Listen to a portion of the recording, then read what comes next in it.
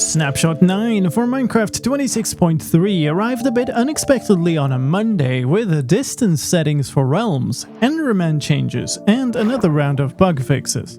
My name is slicedlime, and this is a showcase of the news. Let's start with a few follow-ups for the new blocks and items in this version. The block texture of the poplar hanging sign has been updated to be consistent with other hanging signs. The updated maps in this version made filled and empty map icons indistinguishable with the programmer art pack. That is fixed in this version, and buried treasure maps now look right again with the programmer art pack. This version also fixes a few gameplay bugs. Dispensers firing arrows can now once again break decorated pots and chorus flowers. Tripwires turning off no longer have different timing when they happen to be at a chunk border.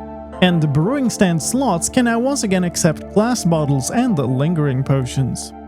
Eating chorus fruits can no longer teleport you to some dangerous places, which includes outside the world border or into powder snow. The same teleportation is also used by Endermen, and that brings us to mob fixes in this version. Endermen and shulkers can no longer sometimes teleport onto the nether roof. They can no longer teleport onto any bedrock. A number of problems with Endermen teleporting when they take damage have also been fixed, including them constantly trying to teleport while in a vehicle under daylight or when taking damage in the rain. When suffocating in a vehicle, they are also no longer able to hit their target when they shouldn't be able to, and Endermen in a vehicle can now be hit by projectiles. Mobs also no longer sometimes stop too far away from the target when they can't hit it. In world generation fixes, a problem where carvers would sometimes carve away bedrock has been fixed. Realms now have sliders to control both the render distance and simulation distance for the realm. Much like a dedicated server, the render distance is a maximum cap and controls how much the server loads, which can impact performance. Visual fixes in this version include fixes for hardware-specific problems with screenshots and animated blocks not working, as well as Vulkan mode screen tearing.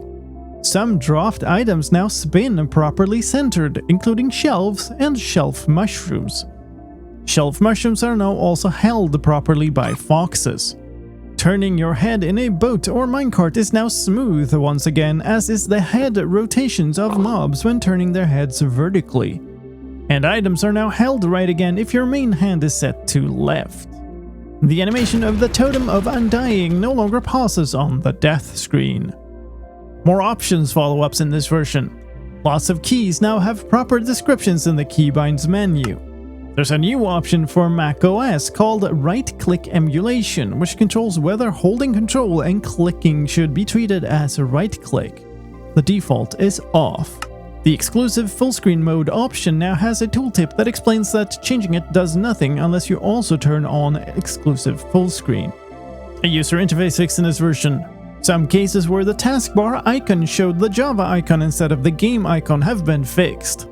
This snapshot also brings us stability fixes in the form of fixes for several crashes, and a fix for a performance problem with stalls caused by placing or breaking blocks in certain situations, and overall poor performance on some systems when running OpenGL. And this version brings us a new data pack version with some behind-the-scenes changes.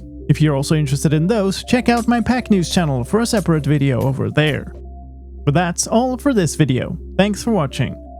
The like button no longer teleports away when you try to click it. Try it out for yourself. My name is slicedlime, and I'll see you next time.